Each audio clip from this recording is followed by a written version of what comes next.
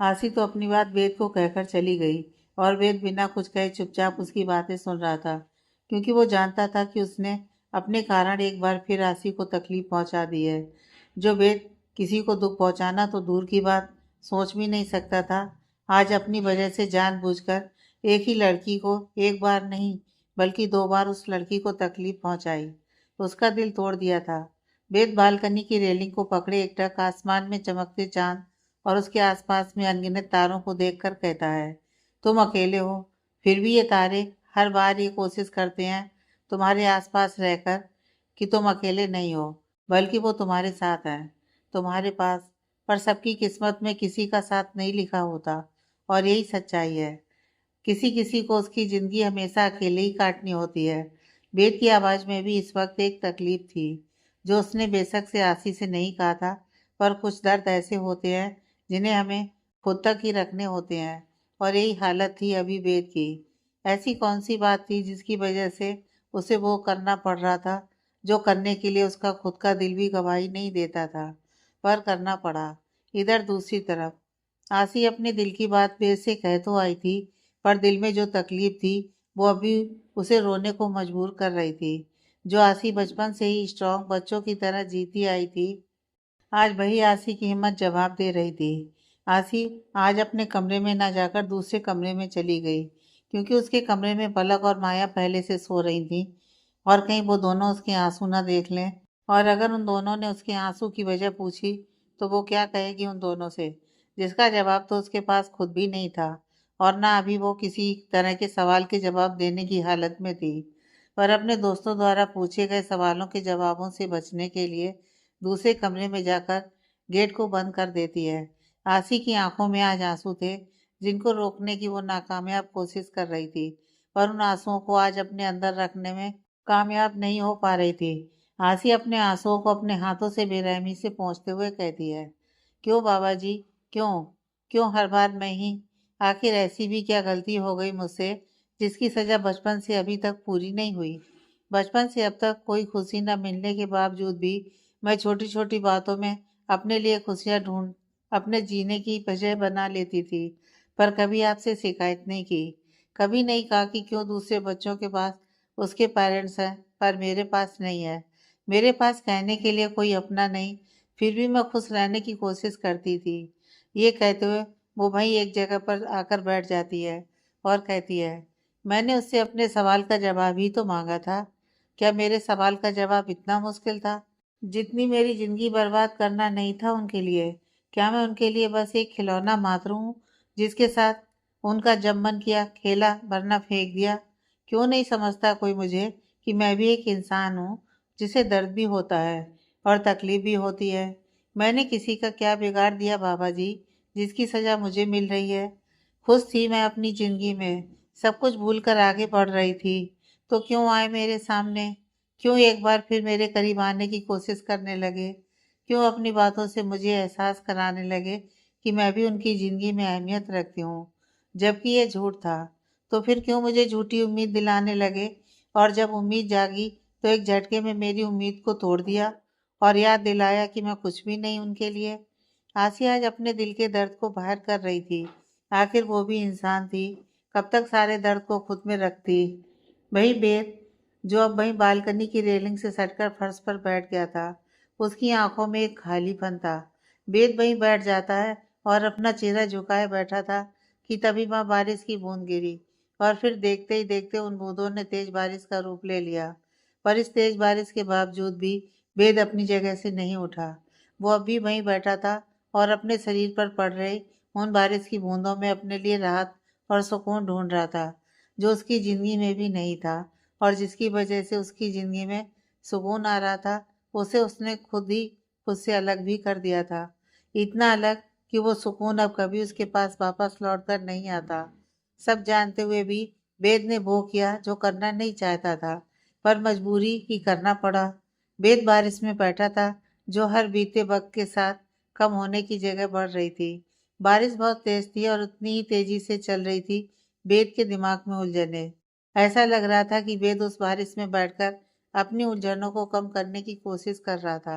जब उससे भी उसकी उलझनें कम नहीं होती तो वो कहता है, सबने अपने मन की कही, हमसे न किसी ने कुछ जाना। कहते हैं सब कि तुम अपने थे, फिर एक पल में बना दिया अनजाना। वेद भाई बैठा रहा और बारिश का पानी उसके ऊपर गिरता रहा। न जाने कौन से पल बारिश रुकने वाली थी और वेद वहीं बैठे रहने वाला था। आसी और वेद दोनों दुखी थे। फर्क बस इतना था कि एक ने अपना दर्द, गुस्सा, अपनी तकलीफ, अपनी पीड़ा खुद को दर्द देने वाले के सामने बयान कर दिया और एक चाहकर भी अपने दिल का हाल बयान न कर सका। ये बात तो सच थी कि वेद और आसी के दिल में एक दूसरे के लिए फीलिंग्स ने अपने लिए जगह बनानी शुरू कर दी थी। बेशक से वे दोनों अपने दिलों के जज्बात से अभी अनजान थे, पर एहसास और जज्बात कब किसके लिए दिल में पनपने लगे कोई नहीं जानता। यही हाल था आसी और वेद के साथ भी। लेकिन वेद से बार बार मिलने वाले दर्द की वजह से क्या आसी को एहसास होगा वेद के लिए अपने दिल में पनप रहे जज्बात का। आसी अपने बाबा जी से शिकायत करते हुए कि उन्होंने उसकी किस्मत में क्यों कोई भी खुशी लिखना भूल गए। बोलते हुए रोते हुए वही बिस्तर के सिराने अपने सिर का टेक लगाए सुबकते हुए ही सो जाती है। उसकी आंखें खुलती हैं उसके कमरे के गेट के बार बार किसी के खटखटाने की आवाज से। उस आवाज को सुनकर आसी धीरे से अपनी आंखों को खोलकर देखती है। वो खुद को दूसरे कमरे में देखकर कुछ सोचती है और सोचते हुए ही उसे कल की उसकी और वेद के बीच के बिताए वो पल और बाकी बातें याद आने लगती हैं। और ये सब याद आते ही आसी की आंखों में वेद के लिए नाराजगी साफ दिखने लगती है और वो खुद से कहती है, अब और नहीं, बहुत खेल लिया सबने मेरे इमोशंस के साथ। मैं किसी का मन बहलाने वाला खिलौना नहीं हूँ जिसके साथ जिसका जो मन आए करे। अब मैं अपने जज्बातों के साथ, अपनी फीलिंग्स के साथ किसी को नहीं खेलने दूंगी। बहुत शौक है ना बेद सर आपको लोगों के जज्बात के साथ खेलने का, तो अब वो मौका आसी आपको नहीं देगी। पर अब आसी कुछ ऐसा जरूर करेगी जिसका पछतावा आपको जरूर होगा और तब आपको समझ आएगा कि दर्द तकलीफ क्या होती है। वादा है मेरा खुद से, खुद को दर्द देने वालों को भी ऐसे ही दर्द का एहसास जरूर करवाऊंगी। तब पता चलेगा कि जब बात खुद पर आती है तो कैसा महसूस होता है। आसी की आंखों में इस वक्त वेद के लिए बस नाराजगी या गुस्सा ही नहीं था, कुछ और भी था जो इस वक्त कहना गलत था। पर आसी की बातों से इतना तो समझ आ गया था कि आसी अब किसी के सामने कमजोर तो बिल्कुल भी नहीं पड़ने वाली थी। आसी खुद की ही सोच में गुम थी कि एक बार फिर उसके कमरे का गेट नॉक होता है और आसी जल्दी से अपना दुपट्टा अपने गले पर लेती है जो रात उसने ही गुस्से में बेड की साइड में फेंक दिया था। आसी जब गेट खोलती है तो उसके सामने उसकी दोनों दोस्त थी खड़ी, पलक और माया, जो उसे ही घूर कर देख रही थी। उन दोनों को देखकर आसी कहती है, सॉरी, वो देर रात सोने आई और तुम दोनों जाग जाती इसलिए आई मैं। आसी ने अपनी जिंदगी के बारे में अब तक माया और पलक को कुछ भी नहीं बताया था, इसलिए वो नहीं चाहती थी कि जो अब तक नहीं पता वो अब पता चले, क्योंकि वो ये नहीं चाहती थी कि वो दोनों उसके लिए परेशान हो। जबकि उसके खराब वक्त में वही दोनों तो थी। जब सबने धोखा दिया तो दोनों गैर होकर भी उसकी मदद की थी। उसके अपनों में अब पलक और माया के अलावा कोई भी नहीं था। वो दोनों आसी की बात सुनकर कहती हैं, कुछ ज्यादा ही अपना फालतू दिमाग लगाने लगी हो तुम आजकल। हम परेशान ना हो, पर तुमने सोचा कि जब हम दोनों तुम्हें कमरे में नहीं देखेंगे तो परेशान तो ऐसे भी हो ही जाएंगे ना। पलक कहती है, इस टॉपिक पर हम बाद में बात करेंगे, अभी घर चलते हैं। मुझे कुछ बताना है तुम दोनों को, पर यहाँ नहीं। पलक की आवाज़ आज और दिन से अलग थी। ये माया और आसी दोनों ने महसूस किया। इसलिए आसी कहती है, बस अभी मुंह धोकर आती हूँ, फिर चलते हैं। यह बोलकर आसी बाथरूम की ओर बढ़ गई और पलक के चेहरे पर आई टेंशन को माया समझने की कोशिश कर रही थी। इधर वेद भी जागता है तो खुद को अभी बालकनी में देखता है और ये देखकर उसे आसी की याद आ जाती है कि कैसे वो दोनों इसी बालकनी में खुश थे, एक साथ थे, और एक बार फिर यही उसने आसी का दिल तोड़ दिया। ये याद आते ही वेद का चेहरा फीका पड़ गया। वेद अपने हाथ में पहनी घड़ी में समय देखता है जिसमें अभी सुबह के 7 बज रहे थे, और यह देखकर वेद बालकनी से अंदर की ओर जाता है और देखता है एक नौकर उसका इंतजार कर रहा था। उसे देखकर वेद कहता है, क्या कुछ कहना है? वेद की बात सुनकर वो नौकर कहता है, जी सर, वो कल जो आपके मेहमान आए थे वो सब निकल रहे हैं, बस यही बताने आया था। सब जा रहे हैं, ये सोचकर वेद को आसी की याद आती है, पर फिर वो कहता है, ठीक है, उनसे कहो नाश्ता करके जाएं, मैं आता हूँ अभी। वेद अपनी बात बोलकर जाने लगा तो वो नौकर कहता है, सर, मैंने नाश्ता करने के लिए कहा था, पर सबने मना कर दिया। उस नौकर की बात सुनकर वेद कहता है, हाँ, उनको कहो मेरे आने तक रुकें। यह बोलकर वेद वहां से चला जाता है। वहीं वेद के फार्म हाउस पर सब लोग तैयार थे जाने को। जब वेद का नौकर आकर सबसे कहता है कि उसके सर ने कहा इंतजार करने को, वो आ रहे हैं। सब लोग बैठ जाते हैं वहीं सोफे पर। हालांकि आसी नहीं रुकना चाहती थी। वो तो इस वक्त वेद की शक्ल भी नहीं देखना चाहती थी, पर सबको वेद से मिलकर जाना चाहिए। यह सुनकर आसी अब कुछ नहीं कहती। वो भी सबके साथ बैठ जाती है। करीब 10 मिनट के बाद ही वेद आता है। इस वक्त उसने फॉर्मल कपड़े पहने थे और वेद इन कपड़ों में भी हमेशा की तरह हैंडसम लग रहा था। वेद के वहां आते ही उसकी नजरें सबसे पहले आसी पर गईं, जिसका चेहरा शांत था। वेद अपनी नजरों से उसे ऑब्जर्व कर रहा था। आसी अपनी नजरों को बाहर की ओर की हुई थी। तभी सब लोग वेद को शुक्रिया कहते हैं कि उसने उन सबको अपने घर रुकने दिया, खासकर आसी को बचाने के लिए। पर इस बीच आसी ने एक शब्द भी वेद से नहीं कहा और आसी की चुप्पी वेद को बिल्कुल भी अच्छी नहीं लग रही थी। पर वो कहता भी तो क्या। कहीं ना कहीं आसी की इस चुप्पी की वजह वो खुद ही था।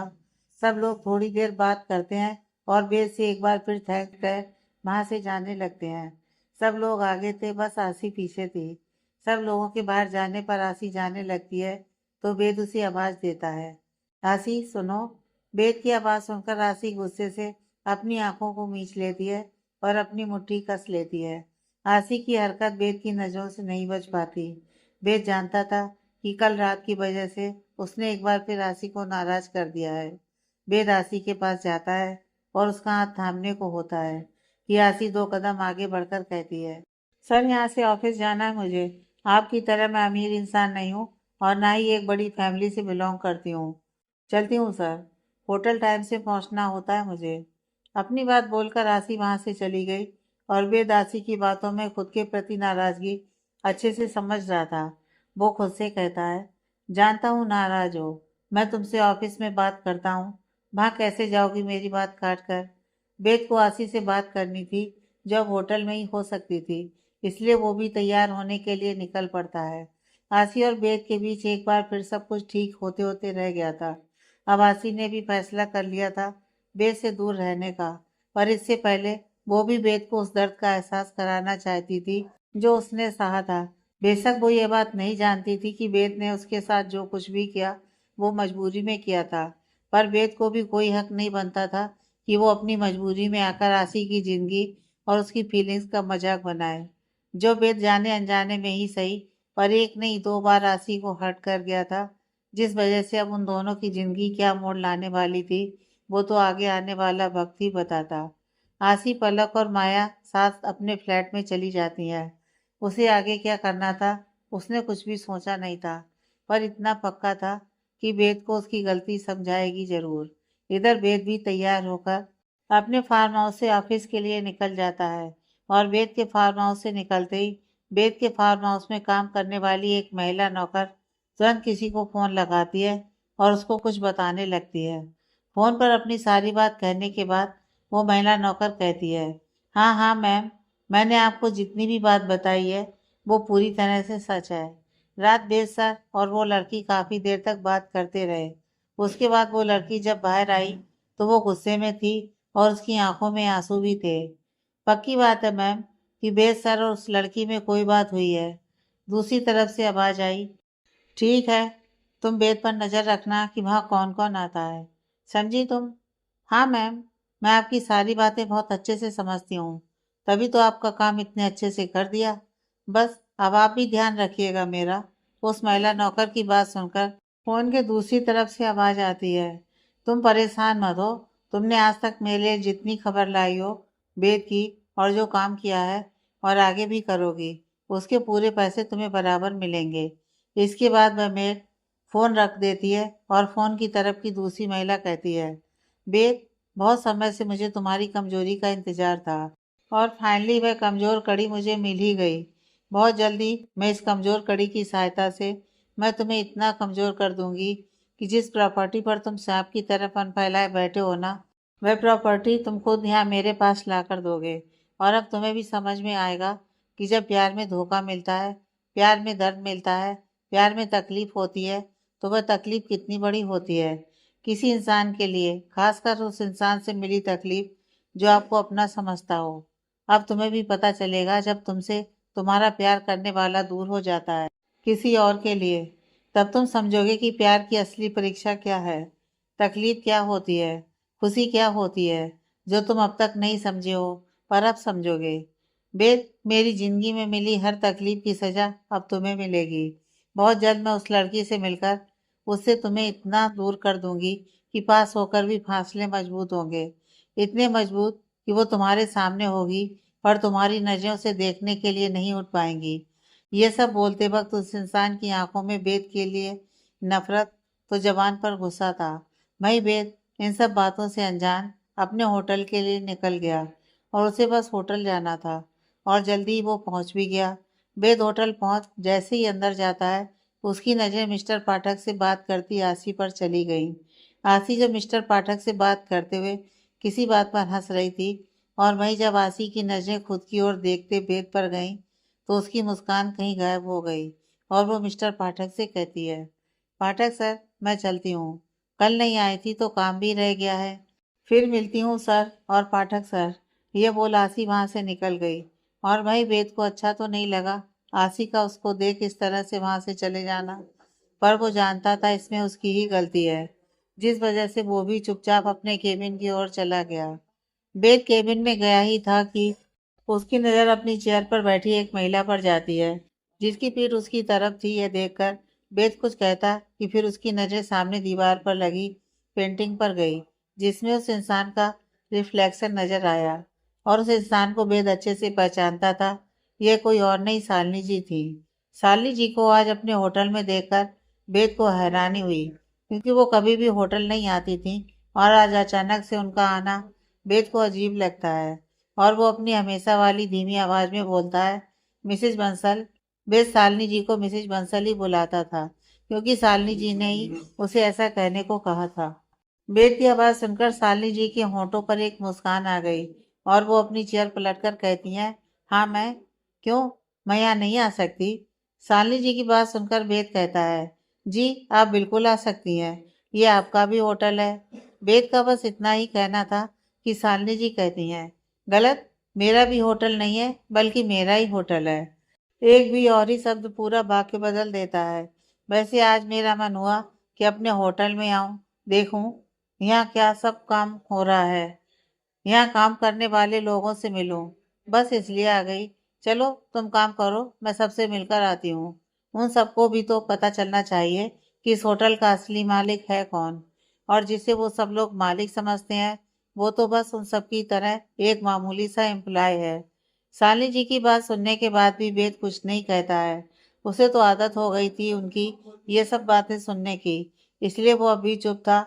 और वहीं वेद की चुप्पी को देखकर शालिनी जी के होठों पर एक कड़वी मुस्कान आ गई और वह अपनी शांत आवाज में कहती है, ठीक इसी तरह तुम्हारी माँ भी बिल्कुल चुपचाप रहती थी, बिल्कुल ही भोली भाली सी बनकर, और बस यही सोचकर मैंने गलती कर दी। और कब उस भोली भाली इंसान ने अपनी उस चुप्पी का सहारा लेकर मेरा विश्वास तोड़ा और मेरी जिंदगी में आग लगा दिया, तूफान मचा दिया, मेरा हंसता खेलता परिवार बर्बाद कर दिया और सब कुछ खत्म हो गया, सब कुछ। और जैसा तुम्हारी माँ ने किया वैसे ही अब तुम भी मेरे बेटे के साथ करना चाहते हो, है ना? पर ऐसा सोचना भी मत, मैं अकेली थी पर देव नहीं है, मेरा बेटा देव अकेला नहीं है। मेरे बेटे के साथ उसकी माँ है जो उसकी परछाई बनकर उसके हर बुरे वक्त में उसके साथ उसका साया बन के रहेगी, उसके अच्छे वक्त में उसकी खुशी बनकर, समझे तुम? शालिनी जी की बातें वेद के सीने पर किसी तीर की तरह चल रही थी। वो कैसे विश्वास दिलाए उनको इस बात का कि देव के लिए वह क्या सोचता है। देव उसका बस छोटा भाई नहीं, उसका दोस्त है। उसके लिए उसका परिवार सब कुछ देव का ही था, जिसे बस वो फिलहाल संभाल रहा था जब तक देव सब कुछ संभाल ना ले। उसे इस प्रॉपर्टी में से कुछ भी नहीं चाहिए था। वह देव के साथ किसी और को भी नाइंसाफी नहीं करने दे सकता था, तो फिर कैसे देव के साथ खुद किसी भी तरह की नाइंसाफी करता? ऐसी बात तो सपने में भी नहीं सोच सकता था। पर यह बात वो कैसे शालिनी जी को समझाता जो देव की माँ थी, और वो वेद से कितना नफरत करती थी ये बात वेद अच्छे से जानता था और उनको कुछ भी समझाना या अपनी सफाई में कुछ भी कहने का कोई फायदा नहीं था। इसलिए अब वेद ने भी अपनी सफाई देना छोड़ दिया था। वहां वेद को कुछ भी ना बोलते देख शालिनी जी कहती हैं, अभी के अभी होटल का एक एम्प्लॉय को यहाँ मेरे सामने बुलाओ। मैं सबको देखना चाहती हूँ, सबसे मिलना चाहती हूँ, ताकि मुझे भी तो पता चले कि मेरे होटल में कौन कौन काम करता है, वो लोग लायक भी हैं यहाँ काम करने के या नहीं। और सबसे बड़ी बात, उन्हें भी पता चले कि इस होटल की असली मालकिन कौन है। So please come the all the employ just fast. मेरे पास ज्यादा समय नहीं है, मुझे और भी बहुत से काम है। शालिनी जी अपनी बात बोलकर एक बार फिर रोब से बैठ जाती हैं, बॉस वाली चेयर पर। कुछ देर बाद ही वहां पर होटल में काम करने वाले हर एक छोटे बड़े एम्प्लॉय मौजूद थे और सब यही सोच रहे थे कि आज अचानक से सबको एक साथ बुलाने के पीछे क्या बात थी, क्योंकि आज से पहले कभी भी वेद इस तरह से उन लोगों को कभी केबिन में नहीं बुलवाता था। कोई खास बात होती थी तो वेद ही आता था, पर आज कुछ अलग था। सबसे खास बात यह देखकर सबकी आंखें एक ओर चली गईं कि वेद की बॉस वाली चेयर पर कोई और लेडी बैठी थी, जिसे आज से पहले किसी ने भी होटल में नहीं देखा था। और आज अचानक से उनके वेद सर के केबिन में और उसके ही बॉस वाली चेयर पर बहुत गुरूर से बैठी थी और वेद कुछ दूरी पर खड़ा था। इधर शालिनी जी सबको आया देखती हैं। उनकी तीखी नजर वहां मौजूद सब लोग पर बनी हुई थी, पर तभी एक इंसान पर जाकर शालिनी जी की नजरें रुक गईं और उनकी आंखें गुस्से से उस इंसान की तरफ देखने लगती हैं, क्योंकि उस इंसान को अपने होटल के एम्प्लॉय के साथ खड़े देखना शालिनी जी ने एक्सपेक्ट नहीं किया था। उस इंसान को वहां देख शालिनी जी गुस्से से बोलती हैं, देव, तुम यहाँ क्या कर रहे हो? मैंने यहाँ होटल के सभी एम्प्लॉय को बुलाया था, तुमको नहीं। देव, भूलो मत कि तुम उस होटल में काम करने वाले कोई छोटे मोटे एम्प्लॉय नहीं हो। देव, तुम इस होटल के मालिक हो और मालिक का दर्जा हमेशा ऊपर होता है ना कि उनके बराबर और ना उनसे कम। इसलिए तुम वहां इन लोगों के पास से हटकर मेरी तरफ आओ। देव, ये चेयर तुम्हारा है, ये केबिन तुम्हारा है, यहाँ तक कि ये पूरा का पूरा होटल तुम्हारा है और ये लोग तुम्हारे साथ काम करते हैं, तुम्हारे लिए काम करते हैं, भूलो मत। शालिनी जी की आवाज में जितना गुस्सा था उतना ही वेद के लिए ताना।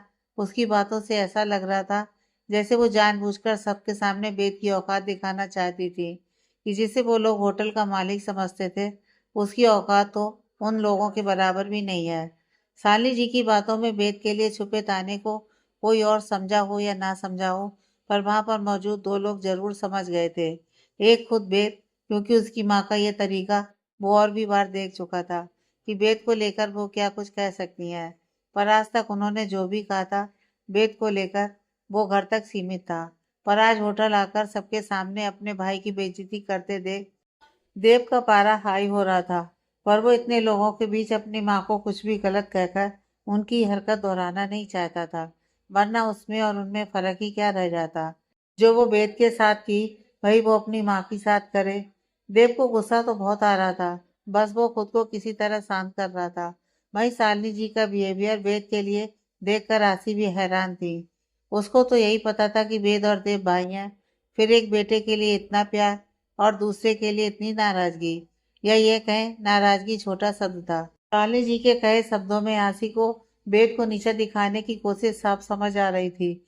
जो कोई नाराजगी की वजह से नहीं बल्कि नफरत की वजह से करता है, और ये बात आसी कैसे नहीं समझती, जिसने खुद अपनी जिंदगी में अपनों के ही हाथों जलील हो चुकी थी। और उस वक्त कैसी फीलिंग आती है ये आसी अच्छे से जानती थी। इसलिए उसकी नजरें अचानक से वेद के ऊपर गईं, जो वही साइड में अपने हमेशा वाले शांत बिहेवियर के साथ खड़ा था। वेद को देखकर कहना मुश्किल था कि शालिनी जी की बातों को सुनकर वेद को कितना बुरा लगा था। इधर इतने सालों से शालिनी जी के कड़वे बोल सुनकर और उन बातों से जो उसे कभी तकलीफ भी हुआ करती थी, उन भावों को अपने चेहरे पर छुपाना सीख लिया था वेद ने। शालिनी जी ने आज दिल खोलकर वेद की इंसल्ट की थी, और शायद वो इसी मकसद से आज होटल भी आई थी कि वह यहाँ की होटल में आकर सभी एम्प्लॉय के सामने उसकी इतनी इंसल्ट करें कि किसी की नज़रों में भी वेद की कोई इज्जत ना रह जाए, जिसमें वह सक्सेस भी रही। आज उन्होंने कोई कसर नहीं छोड़ी थी। वह आज सबके सामने वेद को उसकी सही औकात दिखाने आई थी कि जिस होटल में वो बॉस बनकर रहता है उसकी असली औकात सही मायने में क्या है। वो आज वेद को यह दिखाना चाहती थी कि उसकी औकात आखिर है क्या। ये कि इस होटल में काम करने वाले सभी एम्प्लॉय के बराबर भी वेद की औकात नहीं थी। शालिनी जी की बातें सुनकर जहाँ वेद अब तक शांत था, वहीं देव का गुस्से से बुरा हाल था। वह चाहता था कि उसकी मम अब चुप हो जाएं, वरना उसे अपने भाई वेद का दिया प्रॉमिस तोड़ना होता, जो वेद ने उससे लिया था कि कुछ भी हो जाए पर वो कभी भी उसकी वजह से अपनी मॉम को कुछ भी नहीं कहेगा। और वेद ने उसे कसम दी थी, और वेद की दी उसी कसम ने देव को बांध रखा था। वह वेद की वजह से शांत था, और इधर राशि तो यह सोचकर ही हैरान थी कि कोई माँ ऐसे कैसे हो सकती है। उसे समझ नहीं आ रहा था कि एक माँ कैसे अपने एक बेटे की इंसल्ट सबके सामने कर रही थी, और किस लिए? अपने दूसरे बेटे के लिए। उसके लिए काफी अजीब था ये सब। और उसकी नजर अचानक से वेद पर गई, जो अभी भी हमेशा की तरह शांत था। बेशक वो कहीं ना कहीं वेद से नाराज थी, बहुत ज्यादा नाराज थी, लेकिन अभी जो कुछ उसकी आंखों ने देखा और कानों ने सुना, वो कहीं ना कहीं वह वेद की फीलिंग को समझ सकती थी कि वेद देखने में बेशक शांत था, पर कहीं ना कहीं उसके दिल में दर्द होगा, क्योंकि आसी ने भी तो इसी तरह जिल्लत भरे सब अपने ही खुद के परिवार से सुने थे। उस वक्त कैसा महसूस होता है, ये बात आसी भी बेहतर जानती थी। उसने भी अपनी जिंदगी में यह समय देखा था जब उसके अपने, जो बस कहने के लिए अपने थे, पर हमेशा से उसके साथ परायों जैसा व्यवहार किया था। आसी की नजरें बस वेद पर थीं। तभी वेद कहता है, आपको हमारे होटल के स्टाफ से मिलना था ना? ये सब हमारे होटल के स्टाफ हैं, आप आराम से मिल सकती हैं। इतना सब कुछ होने के बाद भी वेद को इतनी शांति से शालिनी जी से बात करते देख वहां पर मौजूद सब लोग बहुत ज्यादा हैरान थे। उनको हैरानी इस बात की थी कि कोई उसकी इतनी बेइज्जती होने के बाद भी, कैसे इतना कुछ होने के बाद भी इस तरह से इतना शांत रह सकता है, कि अपनी बेइज्जती करने वाले इंसान से अब भी इतने आराम से बात कर सकता था। सब जानते थे कि वेद एक बहुत अच्छा और सुलझा हुआ इंसान था, पर खुद पर इतना संयम भी कोई रख सकता है, ये बात सब आज वेद को देखकर समझ रहे थे। वेद की बात सुनकर देव इस बार कहता है, सॉरी भाई, पर मम बिजनेस के बारे में जानती क्या है? कुछ भी नहीं। तो इन्हें हमारे होटल के स्टाफ से मिलने की जरूरत ही क्या है? ये घर जाएं और आराम करें और टीवी सीरियल ही देखें, क्योंकि शायद ये आजकल टीवी सीरियल कुछ ज्यादा ही देखने लगी हैं, जिसका असर भी इनके दिमाग पर होने लगा है। आप काम करिए भाई, मैं मॉम को घर लेकर जाता हूँ। देव अपनी बात बोलकर अपनी मॉम की ओर देखता है, जिनके चेहरे पर आज पहली बार अपने बेटे की बात को सुनकर गुस्सा नहीं, बल्कि स्माइल थी, जिसके पीछे की वजह कोई भी नहीं जानता था। तभी शालिनी जी अपनी नजरों से सबको देखते हुए कहती हैं, आप सब में से आसी कौन है? शालिनी जी के मुंह से आसी का जिक्र सुनकर वेद, देव और आसी तीनों हैरान थे कि आखिर वो कैसे आसी को जानती हैं, और मिलना क्यों था। हैरान तो बाकी लोग भी थे। वहीं आसी अपना नाम सुनकर आगे आती है और कहती है, मैम, मेरा नाम है आसी।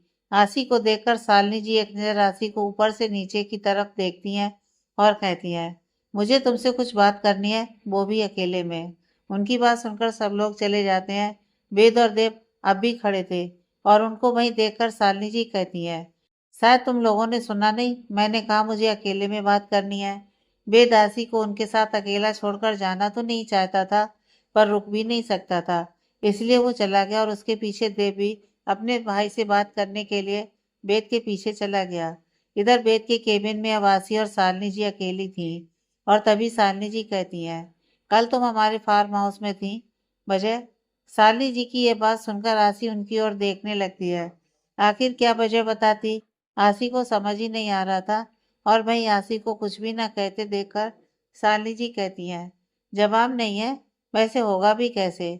जो लड़की रात के अंधेर में एक पराये लड़के के साथ रुके, वो कहे भी तो क्या? शालिनी जी की बातों के पीछे छुपा मतलब आसी अच्छे से समझ रही थी, पर वो भी बहुत आराम से शालिनी जी की बात का जवाब देती है। आई डोंट नो मैम, कि आपको ये आधी अधूरी जानकारी कहाँ से मिली और किसने दी है? पर आपको भी किसी से कुछ पूछने से पहले पूरी बात पता करनी चाहिए, ना कि इस तरह की आधी अधूरी बात जानकर किसी से भी सवाल पूछ बैठेंगी। किसी के इस तरह सीधा मुंह पर बोलते देख शालिनी जी कहती हैं, ये लड़की, सवाल के बदले सवाल नहीं, जवाब। या एक बार में सवाल समझ नहीं आ रहा तो दोबारा दोहराऊं? शालिनी जी ने बस इतना ही कहा था कि आसी तपाक से कहती है, नो मैम, मैं आपकी तरह बात की कच्ची नहीं हूँ, जो एक बार दो बार में सुननी पड़े। ना मेरे कान आपकी तरह कच्चे हैं, जो पूरी बात नहीं सुनते। ना आपकी तरह इतनी उम्र हुई है कि जो जैसा कहे मान जाऊं, खुद को सोचने समझने की बुद्धि ना हो। आशी से इस तरह के जवाब को सुनकर शालिनी जी तिलमिला गई, क्योंकि पहली बार कोई उनके मुंह लगकर जवाब दे रहा था, वो भी एक मामूली सी लड़की जो उन्हीं के होटल में काम करती है। वो जैसे ही आशी से कुछ कहने को हुई थी कि कुछ सोच, वो एकदम से आशी से कहती हैं, I am impress, you know भाई, कि मुझे तुम्हारा इस तरह से बात करने का तरीका काफी पसंद आया। वहीं शालिनी जी की बातें सुनकर वहां मौजूद सब हैरान थे कि अचानक से उनको हुआ क्या, जो इस तरह से आशी की तारीफ करने लगी। फिर वो आशी से कहती हैं, तुमसे मिलकर अच्छा लगा, और हमें अपने होटल में ऐसे ही लोग चाहिए जिनकी बातें दमदार हों, ना कि बस हाँ में हाँ मिलाए। अच्छा, अब मैं चलती हूँ, मौका मिला तो फिर जरूर मिलूंगी। और ये बोल वो वहां से चली गई। वहीं सब हैरान थे, फिर सब अपने अपने कामों में लग जाते हैं। पर इधर वेद अपने केबिन में बड़े से विंडो के पास खड़ा था, और आज जो कुछ हुआ और शालिनी जी ने जो कुछ कहा, वो सब बातें उसे याद आ रही थी। खासकर शालिनी जी का आशी से पहले इस तरह से उसके फार्म हाउस जाने के बारे में पूछना, और फिर एकदम से आशी की तारीफ करना वेद की समझ से बाहर था। खासकर शालिनी जी को कैसे पता चला कि वो फार्म हाउस आई थी। वेद जितना सोचता, शालिनी जी के आज के किए व्यवहार में उलझ जाता। इधर देव अपने केबिन में गुस्से में बैठा था। आज उसकी मॉम ने उसके भाई के साथ जो कुछ किया, वो देखकर उसे गुस्सा आ रहा था। अब तक वो वेद की बेइज्जती घर पर करती थी, अब होटल आकर सारे स्टाफ के सामने। देव को समझ नहीं आ रहा था कि वो अपनी मॉम को कैसे समझाए कि वेद गलत नहीं था, पर वो थी कि कुछ समझने को तैयार ही नहीं थी। इधर शालिनी जी अपने कमरे में बैठी थी, और उनके हाथों में इस वक्त एक तस्वीर थी, जिसे देखते उनकी आंखों में खुशी नहीं थी, पर गुस्सा जरूर था। उनके हाथों में जो तस्वीर थी, उसमें एक आदमी और एक औरत थे, जिनकी गोद में एक छोटा सा बच्चा था। और उस बच्चे को अपने गोद में लिए वो दोनों आदमी और औरत बहुत खुश थे, और उन लोगों की खुशी शालिनी जी की आंखों में चुभ रही थी। और वो तस्वीर को देखकर कहती हैं, मेरी खुशियां उजाड़ कर खुश रहना तो कोई तुम दोनों से सीखता, कि कैसे अपनेपन का नाटक करते हुए कोई अपने को ही छीन ले जाता है। पर जितना मैं तड़पी हूं ना, अब तुम दोनों का वो बेटा बेद तड़पेगा, और ऐसा तड़पेगा कि उसकी तड़प उसकी जिंदगी के साथ ही खत्म हो जाएगी। और ये कह वो उस तस्वीर को अपनी अलमारी में रखते हुए कहती हैं, तुम्हारी ये तस्वीर मुझे तुम दोनों का दिया धोखा याद दिलाती है, और मुझे मेरा बदला, जो तुम सबसे ना सही पर तुम्हारे बेटे से लूंगी। कितनी खुश थी मैं अपनी जिंदगी में, पर तुम्हारे आते ही सब खत्म हो गया। तुमने अपनेपन का नाटक कर मुझसे मेरा सब कुछ छीन लिया, दोस्ती की आड़ में ऐसा धोखा दिया कि मुझे अब दोस्ती और अपनेपन से मेरा विश्वास ही उठ गया। और भाई मेरा बेटा देव कर रहा है तुम्हारे बेटे पर करके, जिसकी माँ ही धोखा देने में माहिर हो, उसका खून कैसा होगा, उससे भी 10 कदम आगे। पर मैं ऐसा कुछ भी नहीं होने दूंगी। और अब मुझे एक ऐसा शख्स मिला है जिसकी मदद से मैं तुम्हें भी ऐसा दर्द दूंगी, तुम याद रखोगे। क्योंकि आज मैंने देखा कि तुम्हारी नज़रें उसके लिए नॉर्मल बिल्कुल भी नहीं थी, उन नज़रों में कुछ तो खास था। बस अब मैं इसी बात का फायदा उठाऊंगी। शालिनी जी ने जैसे कुछ सोच लिया था। सबकी जिंदगी अपनी रफ्तार से चल रही थी, और इस बीच अबासी ने वेद को पूरी तरह से इग्नोर कर दिया था। वो पूरी कोशिश करती थी कि वेद की नज़रों के सामने कम से कम आए, और वेद भी ये जानता था। इसलिए अब वो भी आसी को उससे बात करने के लिए परेशान करना छोड़ दिया था। कुछ दिन इसी तरह बीत गए थे, और पलक भी वापस मुंबई चली गई थी अपनी जॉब पर। लेकिन एक दिन अचानक से वो वापस बंगलौर आती है, और उसे इस तरह से अचानक से यहाँ आए देखकर माया और आसी हैरान थी। और उन्होंने पलक को इस तरह से अचानक आए देखकर पूछा कि वो यहाँ क्या कर रही है। जिस पर पलक ने बताया कि उनका होटल अब बंद होने वाला है, और सारे स्टाफ को हटा दिया गया है। पर उसके किसी जानने वाले ने उसे बंगलौर में एक जॉब की बात की है, पर वो किसी होटल में नहीं, किसी के घर में है। पलक का बस इतना कहना था कि आसी और माया एक साथ कहते हैं, घर में जॉब? पर घर में कैसी जॉब? माया कहती है, देख पलक, मुझे ना ये कुछ समझ नहीं आ रहा। किसी के घर में जॉब, ये ठीक नहीं है। तू मत कर इस तरह की कोई जॉब। वही माया की बात पर आसी कहती है, और क्या, ये घर में तो काम वाली की जॉब होती है। तो क्या पलक, तुम ये जॉब करोगी? देखो, यहीं कोई जॉब ढूंढ लेंगे हम सब मिलकर तुम्हारे लिए। तुम परेशान मत रहो। बिल्कुल। पर ये जॉब? वही पलक जो कब से कुछ बोलने की कोशिश कर रही थी, जो उसकी दोनों दोस्त आसी और माया उसे कुछ कहने का मौका देती तब ना, अपनी अपनी बोले जा रही थी। जिस वजह से पलक एकदम से कहती है, अरे बस भी करो तुम दोनों। मुझे घर में जॉब मिली है, मतलब केयर टेकर की जॉब है, जहाँ मुझे एक बूढ़ी लेडी का ख्याल रखना है। पलक एक सांस में ही अपनी बात कह गई, जो सुनकर राशि और माया एक बार एक दूसरे की ओर देखती हैं और फिर जोर जोर से हंसने लगती हैं। और वहीं उन दोनों को हंसते देख पलक कुछ समझती नहीं, इसलिए उनके हंसने की वजह जानने के लिए पूछती है, तुम दोनों क्यों हंसी? जैसे मैंने कोई चुटकुला सुनाया। और पलक ने इतना ही कहा था कि आसी और माया कहती हैं, हाँ तो चुटकुला नहीं, पर उससे कम भी नहीं था।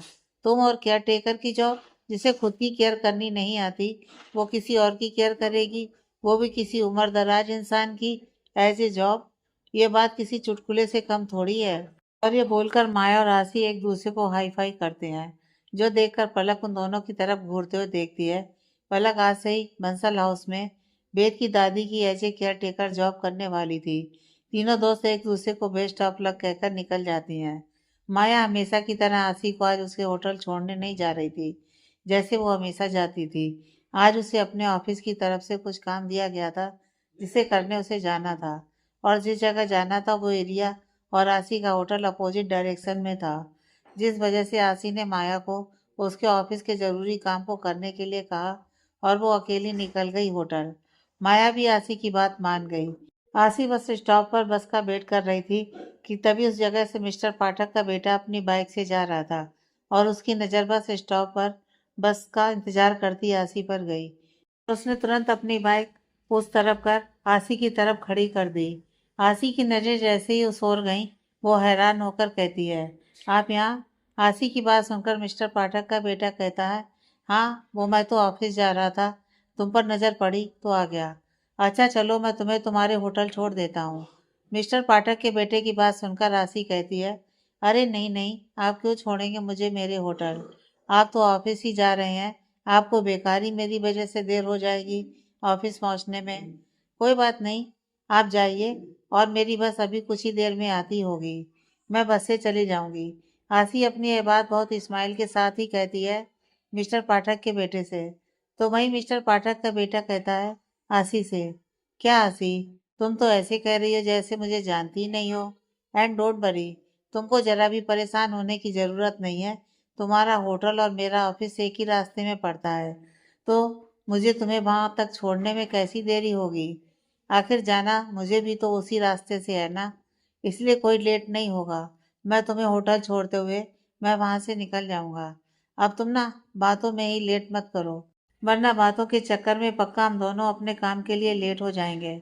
मिस्टर पाठक के बेटे के बार बार बोलने की वजह से आसी अब और कुछ कह नहीं पाती है। हालांकि उसके लिए यह सब काफ़ी ज़्यादा awkward था।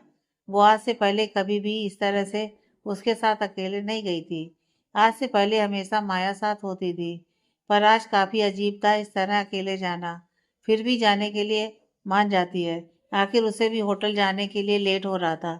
इसलिए आसी मिस्टर पाठक के बेटे की बाइक की पिछली सीट पर जाकर बैठ जाती है और दोनों के बीच कुछ दूरी बनाकर बैठ जाती है। फिर उसके बाद मिस्टर पाठक का बेटा अपनी बाइक को हवा में बात करते हुए उसे रास्ते से निकाल ले जाता है।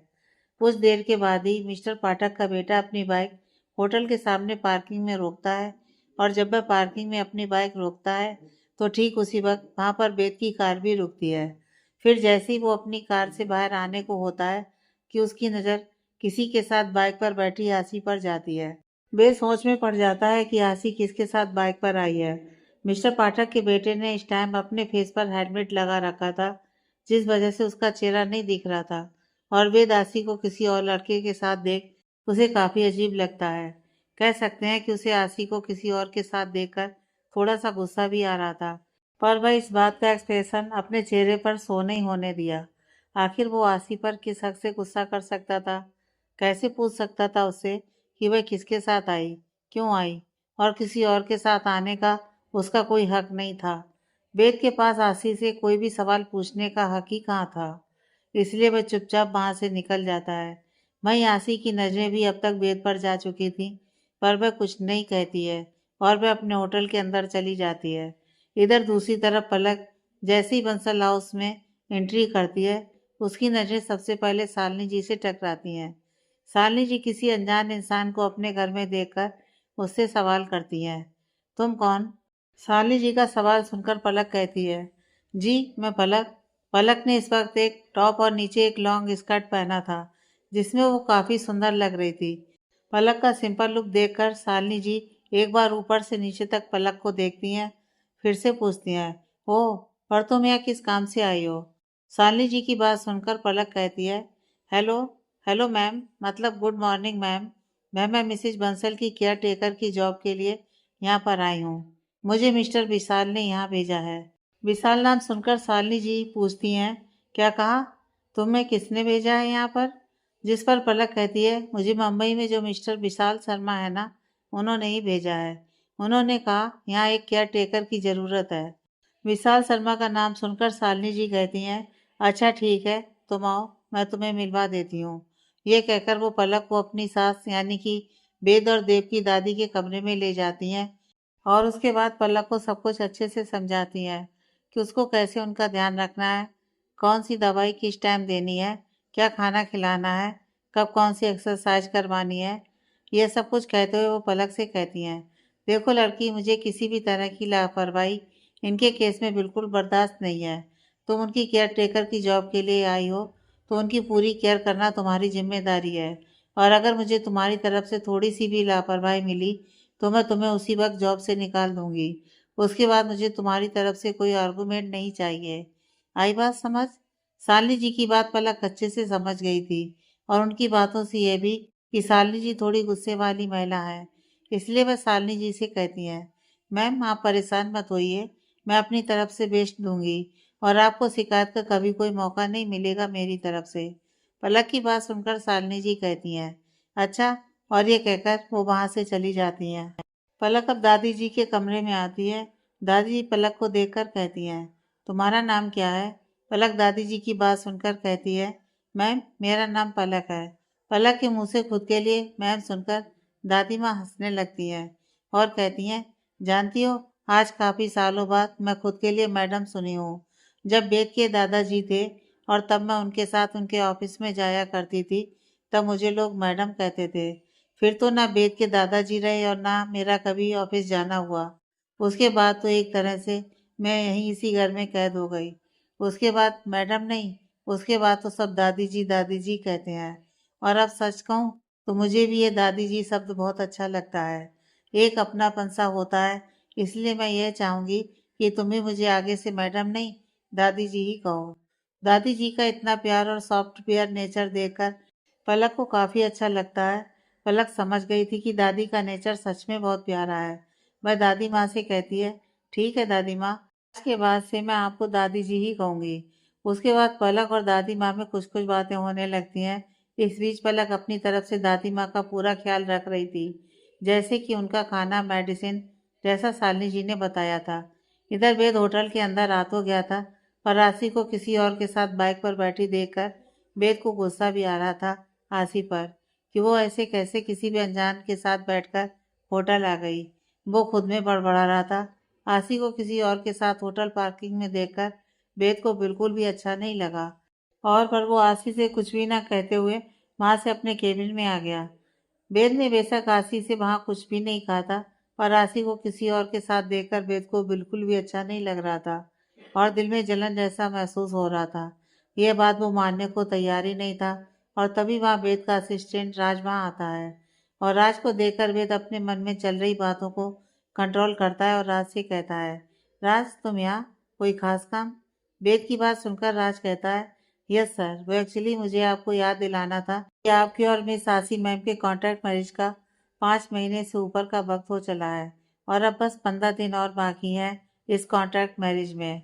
इसके बाद आप दोनों का प्रॉपर तरीके से डिवोर्स हो जाएगा और आपने आसी मैम के लिए डिवोर्स के बाद आपने जितना भी एलिमेंट की रकम रखी है उसके लिए मैंने सारे पेपर्स रेडी करवा दिए हैं और इस फाइल में सारे पेपर्स अच्छे से अटैच कर दिए हैं। अब बस इन सारे पेपर्स में आपके और आसी मैम के साइन चाहिए। उसके बाद कोर्ट से नोटिस आएगा। उसके बाद आप दोनों को कोर्ट में जाकर पूरी तरीके से डाइवोर्स मिल जाएगा। राज के बार बार डाइवोर्स का नाम सुनकर पता नहीं क्यों लेकिन वेद के दिल में बेचैनी सी होने लग जाती है। बेशक से वो आसी के साथ इस रिश्ते में वो दोनों एक साथ नहीं थे, लेकिन आसी के साथ शादी के बाद उसके दिल में एक अलग कुछ अजीब से एहसासों ने जन्म ले लिया था। वो जब भी आसी को देखता था या उससे मिलता था, उसे बहुत अच्छा महसूस होता था। दिल में एक सुकून मिलता था। वो हमेशा से जानता था आसी और उसकी शादी का सच और उस शादी का फ्यूचर। पर आज राज के मुंह से डाइवोर्स का नाम सुनकर अच्छा नहीं लगा। वो उसको ये एहसास हुआ कि उसके कॉन्ट्रैक्ट मैरिज का रिश्ता अब बहुत ही जल्द खत्म होने वाला है और अब उसका आसी के साथ किसी भी तरह का कोई भी रिश्ता नहीं रहेगा। यहाँ तक कि पेपर्स पर भी नहीं। वेद बिल्कुल खामोश होकर अपनी चेयर पर बैठा था और तभी राज कहता है, सर आप बता दीजिए कि आप और आसी मैम इस पेपर पर कब तक साइन कर दीजिएगा ताकि मैं इन पेपर्स को कोर्ट में जमा करा दूं, ताकि आगे जाकर कोई प्रॉब्लम ना हो, या भी आपको इसमें कुछ और भी ऐड करवाना है तो आप करवा सकते हैं। राज अपनी बात बोलकर वेद के जवाब के इंतजार में वहीं खड़ा था, पर वेद की तरफ से कोई जवाब ना पाकर राज ध्यान देता है तो राज वेद की नज़रों को उन पेपर्स पर देखता है जो वो लेकर आया था साइन करवाने के लिए। राज को वेद का चेहरा देखकर इतना तो समझ आ रहा था कि वेद के लिए शादी और अब तलाक का डिसीजन लेना इतना आसान नहीं था। आखिर वो इतने टाइम से वेद के साथ काम कर रहा था, पर वेद की सिचुएशन को समझते हुए उसे पता था कि वेद को डिसीजन लेना पड़ेगा। इसके बावजूद भी राज चाहता था कि उसके बॉस वेद और आशी का डाइवोर्स ना हो, क्योंकि वो आशी से मिल चुका था और आशी का नेचर देखकर वो इतना तो समझ गया था कि वो एक अच्छी लड़की है जो उसके बॉस की लाइफ में आकर उसके बॉस की बेरंग जिंदगी में खुशियां भरने की हिम्मत रखती है। राज वेद को देखते हुए कहता है, सर एक बात कहूँ, आई नो मुझे आपकी लाइफ के फैसलों में बोलने का हक नहीं है, पर फिर भी अपने मन की बात एक बार जरूर कहना चाहूँगा। मानता हूँ कि आपका आसी मैम से शादी करने के पीछे क्या वजह थी, पर हमेशा औरों के बारे में सोचने से अच्छा एक बार अपने लिए सोचना भी होता है। और सर, कभी कभी किसी जगह इंसान का अपने लिए स्वार्थी होना कहीं से भी गलत नहीं होता, खासकर तब जब आपके बारे में सोचने वाला कोई ना हो, और तब भगवान किसी ऐसे इंसान से आपको मिला दें जो आपकी ज़िंदगी में ना बस खुशियाँ भर सके, बल्कि आपको एक नई ज़िंदगी की तरफ ले जा सकता हो। और ऐसे इंसान को हमेशा हमें संजो के ही रखना चाहिए अपनी ज़िंदगी में, क्योंकि भगवान हमेशा किसी को भी मौका नहीं देता है। माफ़ कीजिएगा सर, मैं ज़्यादा बोल गया, पर मैंने आसी मैडम के अंदर एक बचपना देखा है। उनका सबके साथ साफ और प्यारा मिलनसार नेचर देखा है। उनके अंदर एक मासूमियत देखी है। उनका दूसरों के प्रति साफ दिल था, जो आजकल की लड़कियों में बहुत कमी देखने को मिलता है। आजकल की लड़कियां तो पैसों के मामले में इतनी लालची होती हैं कि अपनों को भी पराया कर दें। पर आसी मैम का खुददार नेचर मैंने पहली बार उस दिन देखा जब उनका उस टाइम होटल में पैसे न लेना और सारे के सारे पैसों को वापस भिजवाना, यही तो बताता है कि वह एक खुददार लड़की है जिनके अंदर पैसों का कोई लालच नहीं। वरना खुद सोचिए सर, पहले का समझ आता है कि आसी मैम को आपके बारे में कुछ भी नहीं पता था, पर अब जबकि वो जानती हैं कि आप कौन है और आपकी हैसियत क्या है, बावजूद इसके उन्होंने कभी आपके नाम का ना कभी फायदा उठाया और ना ही आपके साथ नाम जोड़ने की कोशिश की। जबकि आपका और उनका कॉन्ट्रैक्ट मैरिज का ही सही, पर एक रिश्ता तो है, लेकिन उन्होंने कभी इस नाम का सहारा नहीं लिया। कहाँ मिलती हैं सर आजकल आसी मैम जैसी लड़कियां, और ऐसे इंसान को छोड़ना मतलब ऊपर वाले के दिए गिफ्ट को अपने आप से दूर करना है। वेद राज की बातों को सुन रहा था और वो जानता था कि राज की कई हर बात सच है। आसी सच में एक अच्छी लड़की थी जिसके साथ गलत उसने किया था। राज अब भी वेद को खामोश देखकर कहता है, मुझे जो कहना था सर मैं कह चुका, अब बाकी आपकी मर्जी, आप मुझसे ज्यादा समझदार हैं। राज वहां से चला गया, फिर गेट तक जाते वह रुक जाता है और पलटकर कहता है, सर प्लीज एक बार मेरी बातों पर जरूर ध्यान दीजिएगा, और नहीं तो दूसरा ऑप्शन आपके टेबल पर रखी वो फाइल है, उस पर अपने और आसी मैम के साइन लेकर आप अपना फैसला चुन सकते हैं। राज ये कहकर वहां से जाने लगता है। तभी वेद के केबिन के बाहर खड़ा इंसान वेद के केबिन का गेट खुलने के एहसास से वहां से चला जाता है, और उसके इस तरह से छुपकर जाने से साफ पता चल रहा था कि वेद के केबिन में जो कुछ भी बात हुई थी वो सारी बातें उस इंसान ने सुन ली थी। इधर राशि होटल में आकर कल रात होटल में होने वाली पार्टी के बारे में बाकी स्टाफ के साथ बातें कर रही थी, और साथ ही साथ उन सबको कल होने वाली पार्टी के बारे में कुछ समझा भी रही थी। तभी वहां पर एक मेल वेटर आकर आशी से कहता है, आशी मैम वो बेद सर ने आपको अपने केबिन में बुलवाया है। आसी जो बेद से मिलना तो दूर देखना भी नहीं चाहती थी, वो बेद के उसे अपने केबिन में बुलाने वाली बात सुनकर कहती है, ओके आप जाइए। आसी फिर अपने मन में कहती है, मैं तुम्हारी शक्ल भी नहीं देखना चाहती, पर क्या करूं, मजबूरी यह है कि तुम इस होटल के ओनर हो और मेरे बॉस, और अब हम दोनों में बस यही एक रिश्ता है, इसके अलावा और कोई रिश्ता नहीं है। आसी अपने मन में यह सब बोलकर बेद के केबिन की तरफ चली जाती है। आगे की कहानी नेक्स्ट पार्ट में।